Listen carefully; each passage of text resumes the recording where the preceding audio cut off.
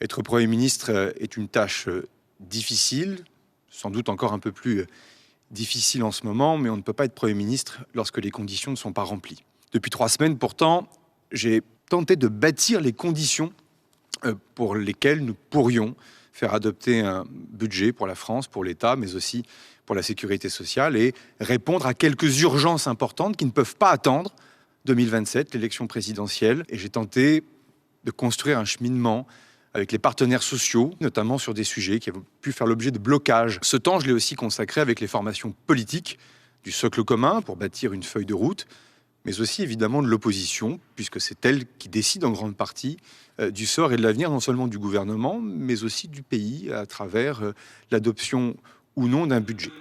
En ce lundi matin, les conditions n'étaient plus remplies pour que je puisse exercer ces fonctions. La première, c'est que précisément ces formations politiques ont fait mine parfois de ne pas voir le changement, la rupture profonde que représentait le fait de ne pas se servir de l'article 49 alinéa 3 de la Constitution. C'est-à-dire qu'au fond, il n'y avait plus de prétexte pour une censure préalable. La deuxième des choses, c'est que les partis politiques continuent d'adopter une posture comme s'ils avaient tous la majorité absolue à l'Assemblée nationale. Chaque parti politique veut que l'autre parti politique adopte l'intégralité de son programme. La troisième des choses, c'est que la composition du gouvernement au sein du socle commun n'a pas été fluide et a donné lieu au réveil de quelques appétits partisans, parfois non sans lien, c'est d'ailleurs très légitime, avec la future élection présidentielle.